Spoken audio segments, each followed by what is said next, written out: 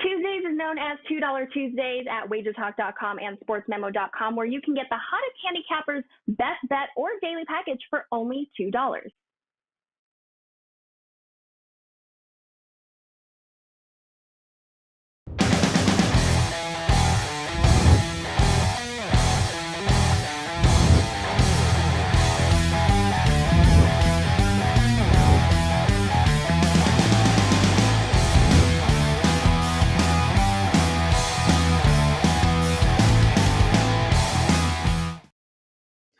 Happy Tuesday, guys. Carmine Bianco, WagerTalk.com. It is the World Cup semifinals, 2 games, both going at 2 p.m. One today, one tomorrow. Today it's Argentina and Croatia. Tomorrow, France and the surprise team of the tournament, Morocco.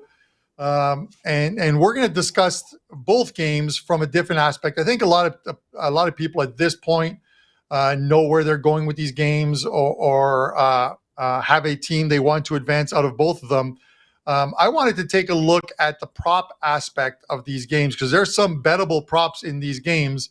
And, the cappers have their own plays up at WagerTalk and Sports Memo, so you'll be able to go over there and pick those up as well, too. But I wanted to go from a prop aspect on these 2 games.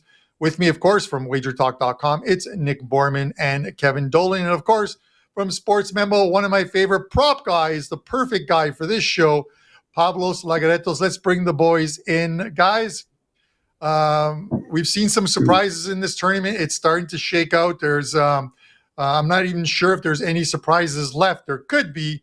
We're seeing games go into extra time. We're seeing games go into penalty kicks. It has been unbelievable what we've seen. Obviously, I was in Vegas for some of these games and some of the penalty kicks. It's been unbelievable what this tournament has brought thus far. Give me your thoughts. Pavlos, I'm going to go to you first. Thoughts on this tournament thus far? I think the start of the tournament was a bit rocky, at least for me. But then once I got, a better glimpse of how these teams are set up and who, which underdogs are to be trusted and which favorites are not to be trusted, I think I escaped a lot of traps. Me personally, I made a lot of money with props as well, goal scoring props, card props on certain players. But betting on underdogs has been probably the safest way to go about about this World Cup. And of course, some goal scorer props and whatever props you might find, guys. I keep saying that, but it's true. You really need to invest in sportsbooks that offer different kinds of props, because you can get massive lines, you can create your own parlays, you can do all sorts of stuff. Bet few money to win a lot of money, get better angles. So just keep that in mind, guys. You have to shop around. You have to check out different casinos, different sports books, whatever offers the best value. But I think we're not done seeing upsets in this World Cup. I'm hoping for 2 very, very, great semifinals. I do have a couple of plays up loaded at that page, and I'm super excited to talk more because I have a lot of stuff to talk about. I'll try to be as quick as possible, but there's a lot of interesting stuff, especially in the match between Croatia and Argentina. Yeah, and listen, for those of you who don't think that there's money in the prop market, you're absolutely wrong. Pavlos actually hit an exact score, 2-2. I think it was at plus 1,700 Yes. in one of these. Which game was that? It just happened again. Netherlands and Argentina. And also hit a nice prop of Giroud to score with a header. It was plus, I think, 1,100. And then who can forget Kevin Dolan? I think it was Gerard Moreno. Was it to score the goal and 1-0 at halftime, 30-1 or something like that, Kev? Yeah, I think it was 24-1 or something. Yeah, him to score, Villarreal to be leading 1-0, Manchester United to come back, and it finished 1-1. Yeah, that was nice. That was a nice winner. I need more of them. This is it, man. It's like when Nick hits these 50-1 golfers and we don't get any text messages from him, and he's bragging about them later. You know what I mean? I don't know, but Nick, a couple big games. You got some prop bets on these games today. We're going to get into, I'm assuming, right? Yes, and I want to say congratulations to Pavlos on his 2-2 correct score, which cost me a 5% winner on Argentina plus 120. So I'm so happy for you, Pavlos. I couldn't be more sincere about it. Yeah. If nothing else, a lot of people are wondering. I know we got to get into these games. A lot of people are wondering, why is there like 9 or 10 minutes at the end of the game, or 5 or 6 minutes at the end of the first half? And it's because this tournament, the head of the officials, which is Pierluigi Collina, the old former Italian referee with the big bald head who looks like Kazoo, if you think about those cartoons of the 70s and 80s. He tried to do this in 2018, but he's doing it in 2022, where he is making sure that every minute that players waste on the pitch, whether it's celebrating a goal or those injuries, any time wasting whatsoever is included in injury time. So it's not just injury time, it's all the amount of time that's being wasted. And for me, you know what, I think it's a great idea. It removes those teams that try and basically turn the last 15 minutes into a guy being shot by a sniper and then he's up and ready to run a marathon a few seconds later. It's just not a part of the game that fans of the sport of football want to watch. So this is why you're seeing ones with 9 or 10 minutes in them. And unfortunately, Nick, you're on the wrong end of that. That was a winning bet that went wrong, but you are definitely on the right side of that one, my friend. Kev, any last thoughts on this World Cup before we get into these semifinals? Well, I had the draw in that game as well, so it wasn't quite as high as Pavlos, but I was quite happy. Piling on today. I always like to stick the boot into Nick as well, so I just had to mention that. Look, we've seen some shocks, obviously. I had the big 4% winner, Morocco, Portugal under at the weekend as well. So pretty happy with that, and we're hitting some nice futures as well. Cash Netherlands to reach the quarterfinals, Argentina to reach the semis. Hasn't been perfect because we came on last week's show and I talked about potentially add futures on, Brazil, France, Portugal. I should have been sitting pretty right now in the semis with 3 of the 4 teams, but we still got France. I'm pretty happy with that. But we got a big 5% main event play loaded for today. I really like this play. It's my strongest play of the semi-finals. So I'm looking to close out the World Cup strong, obviously, in the final week. And I've been really impressed with how this World Cup's been going so far. Yeah, and we're gonna get to it in a second. And when I did my World Cup preview video with Kelly, and we went through my 3 favorites to win and 2 of my dark horses. Obviously, Brazil and Germany crashed out. Germany much quicker than Brazil did. The only one left there is Argentina at like plus 650. And then on my dark horses side, and I always find one, and I found the same one again as I did in 2018, which is Croatia at 50-1. Serbia, who practically played the tournament with no goalie in net because they allowed so many goals. They're one and done. But I'm going to lose one of them today. Argentina at plus 650 or Croatia at 50-1. You know who I want to advance based on the odds, because I have some clients who have been messaging me on how to hedge out the Croatian bet, and I've been responding to them as quick as I can on it, as there are some options. But with that said, my allegiance lies in the bigger future, of course. Let's get to these games. This one goes today at 2 p.m., semifinal number 1. It is Argentina and Croatia. These are the opening numbers. They've come down a bit. Argentina minus 130, the draw is plus 236, and Croatia is plus 436. Argentina dropped to as low as minus 110 yesterday. This morning, I see them up to minus 118. So some Croatian money coming in. I want to look at this because I know you guys have plays that are up for sale at WagerTalk and Sports Memo. So I want to look at this from a prop point of view. And Nick, I'm going to go to you first on this one because I like this prop that you have, and I'm going to let you take over. Thanks, Carm. And good luck with your Croatia Argentina futures. You're right. One's guaranteed out, but one's guaranteed in too. So good luck. I hope you get Croatia to go through. So what I'm looking at for this first match today is the corners market, and that's taking Argentina under 4.5 corners, and I'll explain why. I would imagine most people, or not many people at least, are expecting this to be a goal fest by any means. We know what Croatia has done all tournament long, and they're getting here based on their defense. I mean, they have one of the best midfields in the world, and that's what's been their backbone for years and years and years. It got them to the final 2018. It's gotten them to where they are now.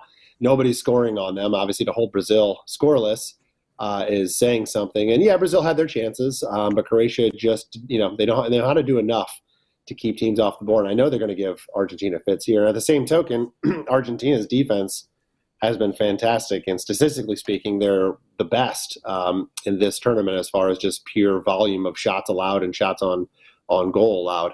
Of course, a couple goals they have conceded. They gave up 2 late to Netherlands and such, but just as far as chances created, they've really done a great job at keeping that. But this is going to be tight. It's going to be cagey. It's not going to be nearly as personal for Argentina and Messi as the Netherlands match after Van Gaal made all his comments before that. But I do expect this to be very, very tight.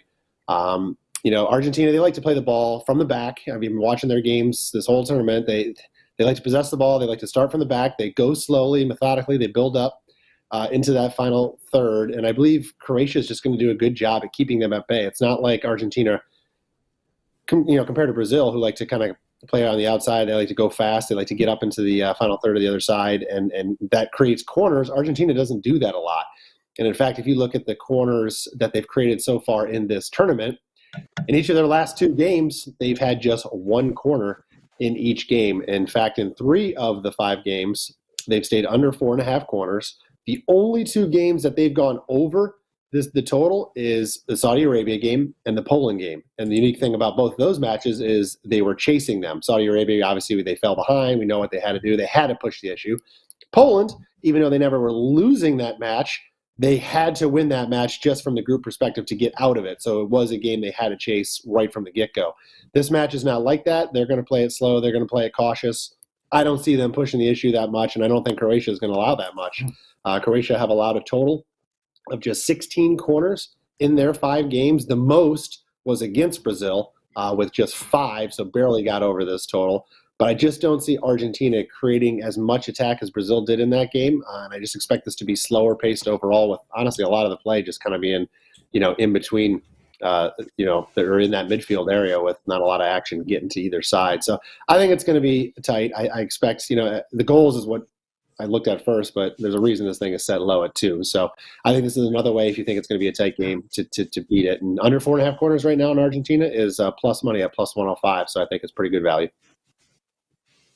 All right, Nick Borrman of WagerTalk. And Nick, listen, I agree with that play. I like it. And, the thing is that Croatia did just an absolutely phenomenal job of hiding the ball from Brazil. And that is a team, like you said, that loves play up the wings, and Argentina just doesn't do that. They like to play through the middle. Obviously, Lionel Messi is their main guy. It is just, and even when they do come up the wings, they always feed it back towards the middle in that final third. So you can look at, and then for those of you out there, you have to remember when you're betting these corner props or any prop, it is for the 90 minutes plus the injury time. So if a game goes into extra time, those corners do not count. Case in point, the game against the Netherlands, Argentina, you look at their corners, I think they had 8 in the game. 7 of them came in extra time where they were all over Netherlands in that game. So those do not count as far as as your prop bets are concerned. Kev, I'm going to go to you next on this one. I mentioned, obviously, everything goes through Lionel Messi. What's he doing this game?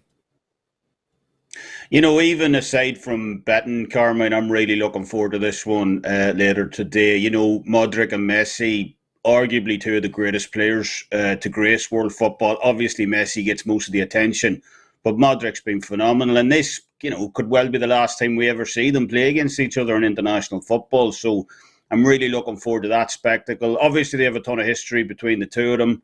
Messi scored his first ever goal back in 2006 against Croatia when Modric was making his debut. So they've been going at it, trading blows for a long time. You know, both World Cup Golden Ball winners, both Ballon d'Or winners, both Champions League winners. I mean, you know, these two guys have really done it all, and this will be the last check mark on the list, but someone has to go home here. So, you know, Modric is the better of the recent going against Messi. Real Madrid dumped out Messi's PSG last season in the Champions League.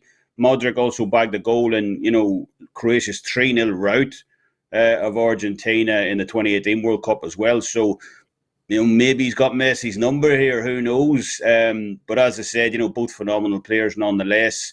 And it's likely, look, whoever is the best game between the two of them in this one later today, you know, probably gets his team over the line here, as their influence is that big for either side. But, you know, Nick mentioned a lot of points there. You know, the Croatians have just shown themselves, you know, pretty much as the Moroccans have. They're just so difficult to beat in this competition. You know, they went down early against Canada, came back to win that game. You know, they went down first against Japan. They went down first against Brazil. You know, and they not only keep finding ways to get back in games, they also keep finding ways to win them outright as well. So I believe we see a very similar, you know, scenario play out tonight.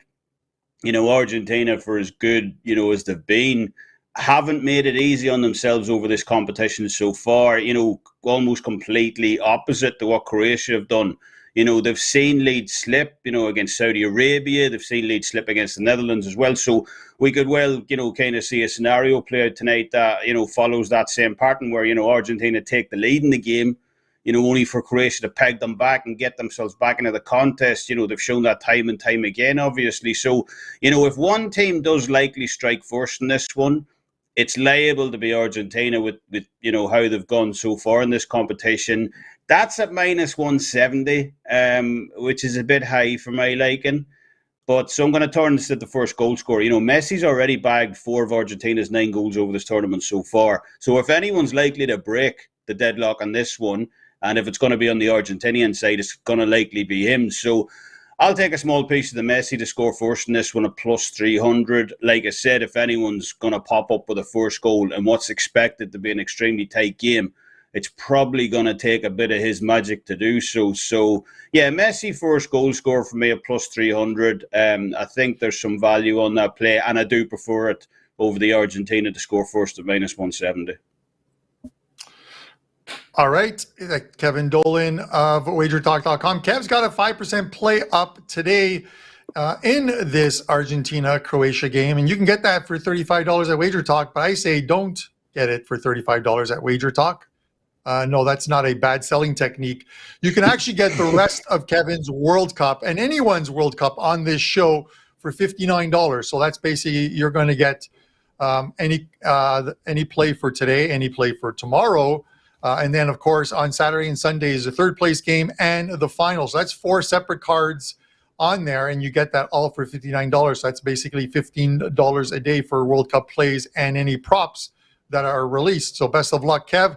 Pavlos, I'm going to go to you for the final word on this one. You have been let me hold one up, a yellow card specialist. I don't know if you can see the yellow card there. It's probably gone. But we used to have that thing that Joe would put up on the screen, the guy giving the yellow card to Nick. They sort of had the same hairstyle, whatever. But Pavlos, final word on this game. Tell us who you like. There it is. I'm sorry, Nick. It is somehow it is beat up on Nick Day, and I didn't mean it to turn into this, Nick. We apologize. Pavlos, what can you do? Give us your play on this game. Okay, first I'm gonna give you guys some really quick notes about this Croatia side. They participated in 9 knockout matches in recent history. 8 of those were draws. The only team that beat them was France in the 2018 World Cup final. Croatia and Morocco, they're both coming from Group F, which is a cursed group, a haunted group in the World Cup, as no team from Group F in history has won the World Cup. So, you know, there's that. Croatia are looking to become just the 4th team, the 4th European side, actually, to reach back-to-back World Cup finals after Italy, Netherlands, and Germany. And France have the same opportunity tomorrow against Morocco. If Croatia beat Argentina, they will become just the second team in the history of the World Cup to have eliminated actually both Brazil and Argentina in the same tournament. Now, there's a lot of really interesting, historical facts, but in this game, I'm going to take Croatia's Brozovic to be carded at plus 200. He actually paid us nicely in the previous match. He got his card at the 32nd minute, sweat free. Now, you might see his recent matches, he didn't get any cards, and there's a very good reason for that. The World Cup just changed their card rules in this tournament. Their cards were wiped actually in the semifinals. So all the players were really, really careful not to get cards because they would miss the semifinals. Now every player has a clean slate and they're free to kick and grab and scream and fight and do all those stuff. I do expect a couple of cards in this match, and I think that Brozovic is going to be one of the main contenders to get carded. He plays as a holding midfielder in this Croatian side. I think there was a stat. He made the most miles in a match. I think it was, I don't know, maybe 15 miles or whatever. He's running up and down the pitch. He's a bulldog in the midfield. He's probably going to be tasked on maybe doubling or tripling team, on Lionel Messi. I expect at least a couple of tackles from him. He's a hothead. I've been looking at him for many, many years.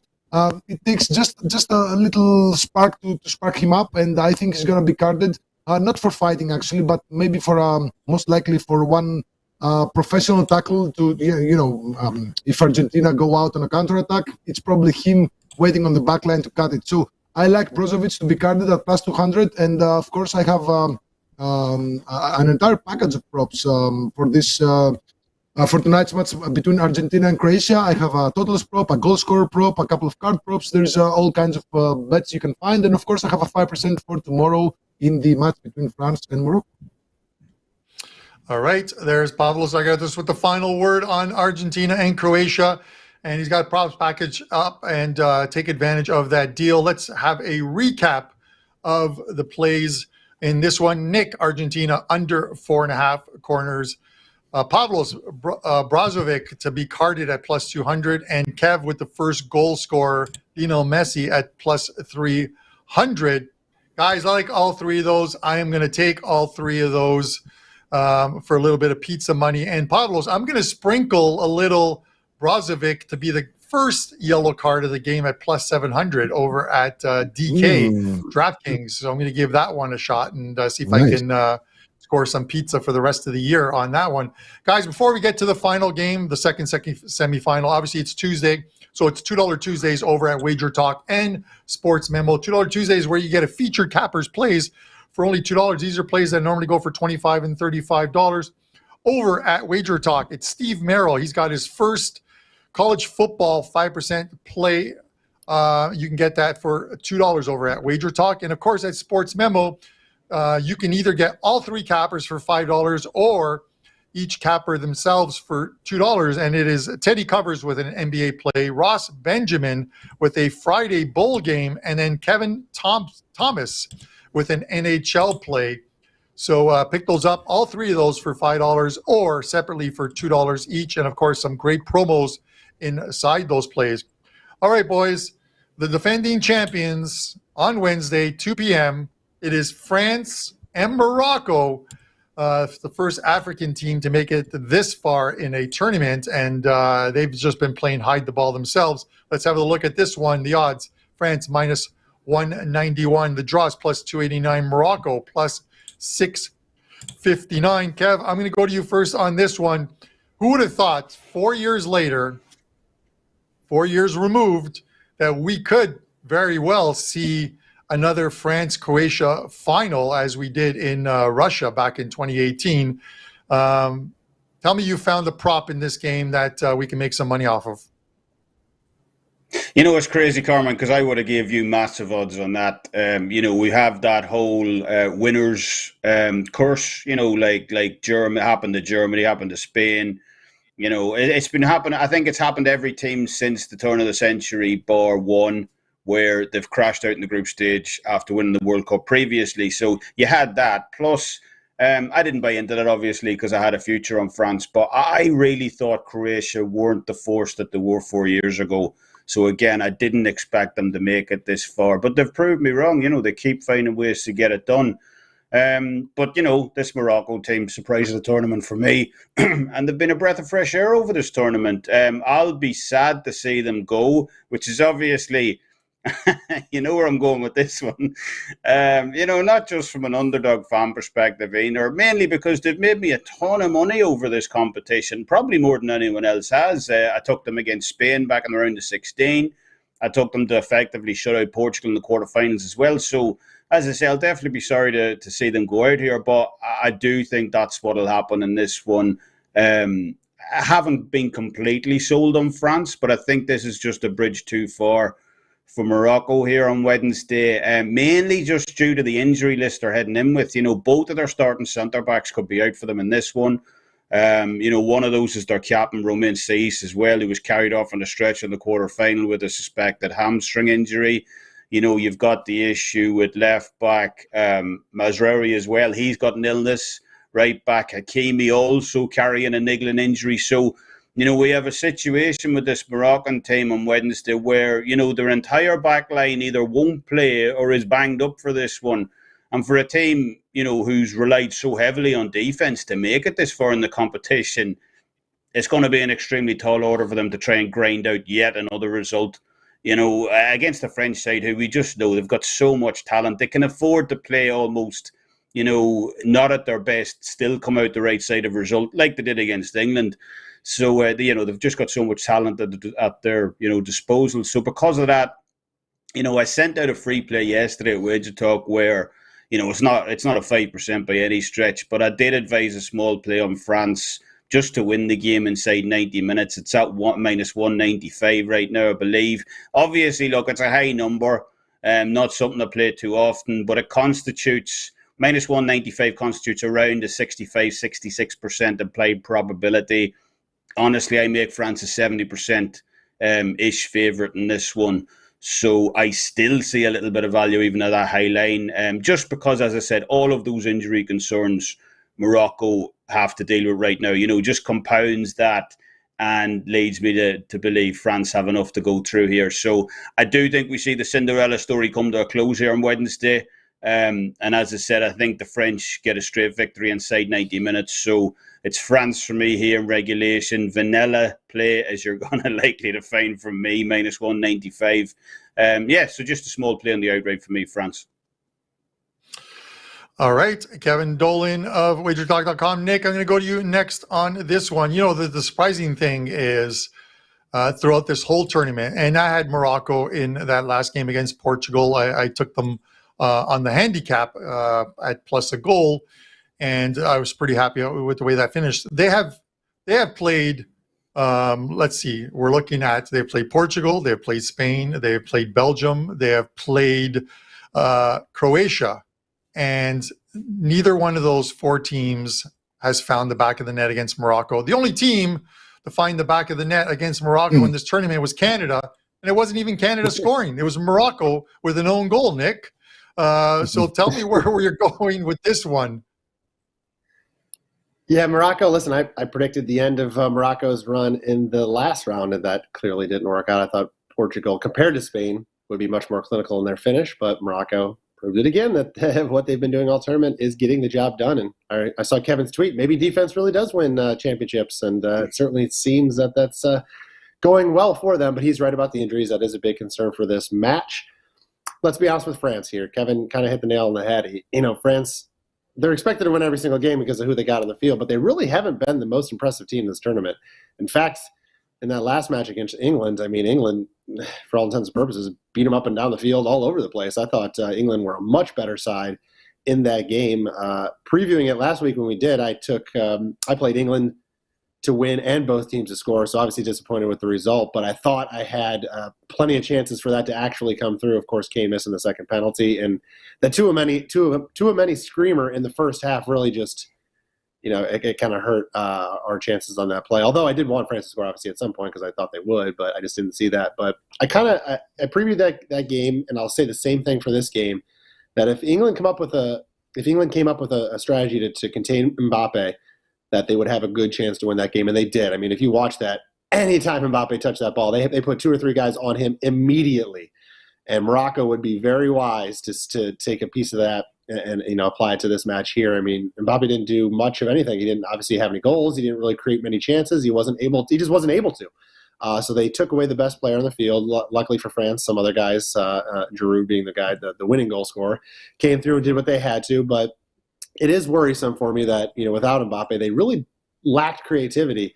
And I don't know, they really didn't have that many great chances against England. Of course, they're going to have probably a little bit more possession in this match against Morocco, and maybe they'll create a few more chances, but Morocco's defense has been very, very, very good.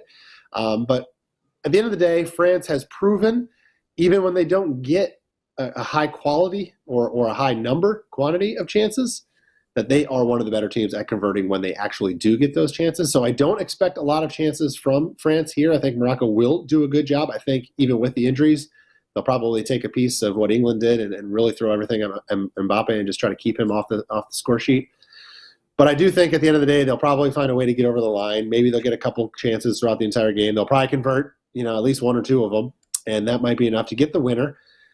For that reason as well, I just don't see a lot of chances here, and I think Morocco will do a very good job defensively as well. I'm combining France money line, so that would be taking Kevin's recommendation of -195, but to buy down the price, combining it with under 3.5 goals, and you can get that combo at -115. And as Carm mentioned before, this would be graded on 90 minutes in stoppage time, so extra time penalties don't count. So France money line plus under 3.5 goals at -115 combo, I think, is pretty good value here in this match. All right, Nick Borrman of Wager Talk. Nick, I like that play. And as you were describing, I think while you were halfway through your pick and your analysis, Harry Kane's ball finally came crashing back down to earth. I was very, very happy with that missed penalty by Kane. Listen, let him score some goals in Champions League or in Premier League, but as someone who had France, I'm glad that one. He went to the Roberto Baggio. Listen, from my Italian heritage, Roberto Baggio's school of penalty kicks, because I remember Baggio launched one, and it might have hit a space station for how high that ball went. It was never anywhere close to the net.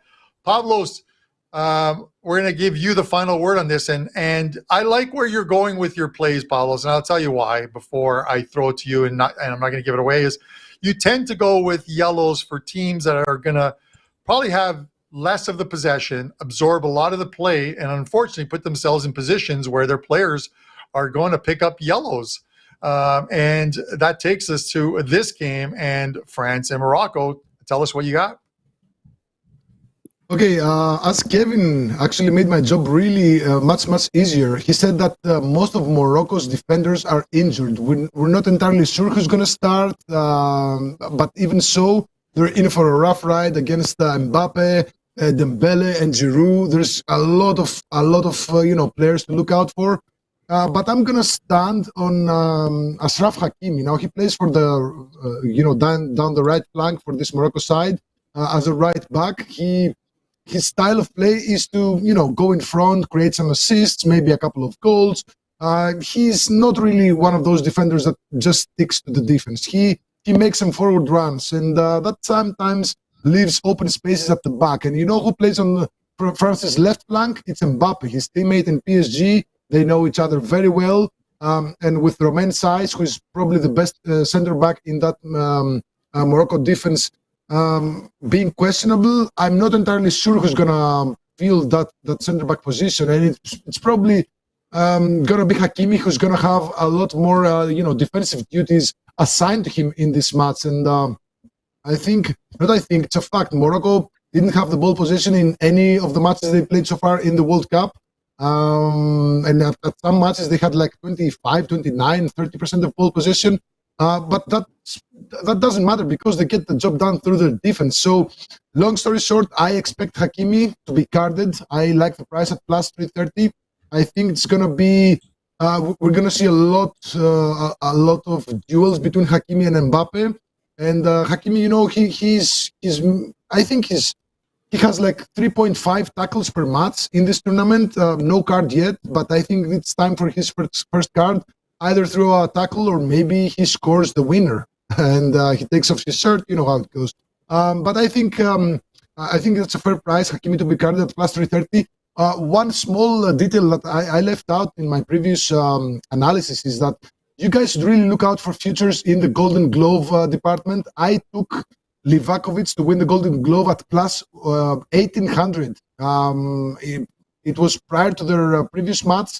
It was still up there, available at DraftKings, and he had the game of his life against Brazil, and he's now at plus 140, I believe, in just a matter of days. And I also did that the same with Bunu, Morocco's goalkeeper, who has conceded just one single goal. As you said, Carmine, Morocco is the only team to have scored against Morocco so far in the season, in this World Cup. So I took Bunu at plus 2,500. It was also one of my free plays. You know, as the tournament progresses, there's still some mistakes made by the bookies. They had Alisson as the first, as the first favorite to win the Golden Glove. So you should really look into those kind of props when the tournament progresses, because you can find some excellent deals. So that being said, Hakimi to be carded at plus, what is it? 330. I think that's the way to play this. All right, there you go. The last word on France and Morocco goes to Pavlos, and he's got Hakimi with the yellow. I would bring up the GIF, but that would be mean. Let's just have a look at the recap of the plays on this one. We got Nick with France and under 3.5 minus 115. Pavlos with Hakimi to be carded at plus 330, and Kev with France to win inside 90 minutes and injury time at plus 189. The guys, there you have it. We're going to try and put together a show on on Thursday, where we'll cover both the third place game and the World Cup final, which goes on Sunday, of course. Remember, it's $2 Tuesdays at Wager Talk and Sports Memo. Also, we have that deal, $59. Get the rest of the World Cup, both semifinals, the third place game, and the obviously the World Cup final from any one of the cappers on the show for only $59. That's $15 a day. It's a great deal for these guys that put a ton of work doing this show each and every week. So, guys, best of luck today and tomorrow. And we'll see you on Thursday, 10 a.m. with the final World Cup show on Stoppage Time TV. Tuesdays is known as $2 Tuesdays at WagerTalk.com and SportsMemo.com, where you can get the hottest handicappers, best bet, or daily package for only $2.